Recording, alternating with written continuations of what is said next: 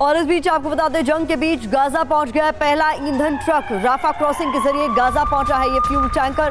7 अक्टूबर के बाद ईंधन की आपूर्ति पूरी तरीके से ठप थी और इस बीच खबर आ रही है कि राफा क्रॉसिंग के जरिए ये तस्वीरें आप देखिए जहां पर फ्यूल टैंकर अब गाजा पहुंच रहे हैं। तो ये ईंधन से भरे हुए ट्रक राफा क्रॉसिंग को पार करते हुए गाजा में दाखिल हुए।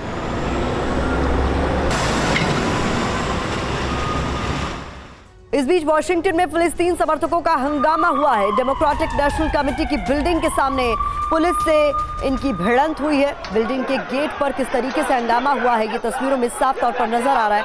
पुलिस ने यहां पर भीड़ को कंट्रोल करने के लिए आंसू गैस के गोले छोड़े। Get back, guys.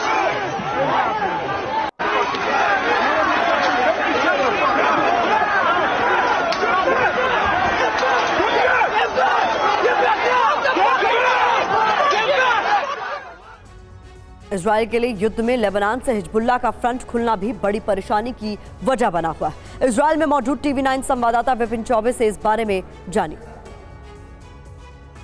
पिछले 40 दिनों में जब से ये युद्ध छिड़ा है, हिजबुल्लाह का चीफ नसरुल्लाह लगातार बमबारी कर रहा है, गोलीबारी कर रहा है और अपने भाषणों के जरिए इस युद्ध को और भी भड़काने की कोशिश कर रहा है। पिछले 15 दिनों की बात करें तो हिजबुल्लाह चीफ नसरुल्लाह 2 बार टीवी कैमरों के सामने आकर भाषण दे चुका है और इस युद्ध में हमास को समर्पण न करने की सलाह और प्रतिशोध के साथ कार्रवाई करने की बात कह रहा है। साथ ही हमास का समर्थन करने के लिए लेबनान के सीमा से लगातार रॉकेट और मिसाइलों को दागा जा रहा है, जिसका जवाब इस वक्त इजरायली डिफेंस फोर्स दे रही है। लेकिन अगर पूरी तरह से जिस तरह से हमास ने मोर्चा खोला था, अगर ऐसा ही मोर्चा लेबनान की तरफ से खोला गया तो एक दोहरी चुनौती होगी ये इजरायली डिफेंस फोर्स के लिए, जिसको लेकर तैयारियां की जा रही हैं। लेकिन फिलहाल इजराइल का पूरा फोकस गाजा पट्टी पर है और लेबनान पर निगाहें बनी हुई हैं।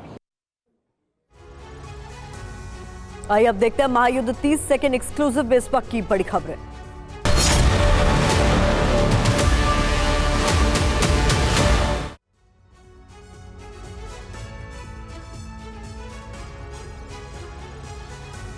अमेरिका के राष्ट्रपति जो बाइडेन ने हमास के खात्मे को जरूरी बताया है। बाइडेन ने यह भी कहा कि गाजा पर इजराइल का कब्जा नहीं होना चाहिए।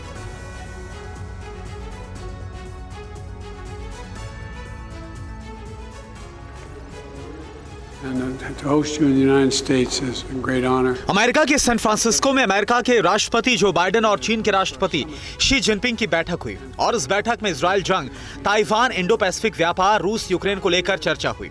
बैठक के बाद बाइडेन ने कहा हमास के खात्मे तक युद्ध जारी रहेगा, लेकिन आम लोगों को निशाना नहीं बनाना चाहिए।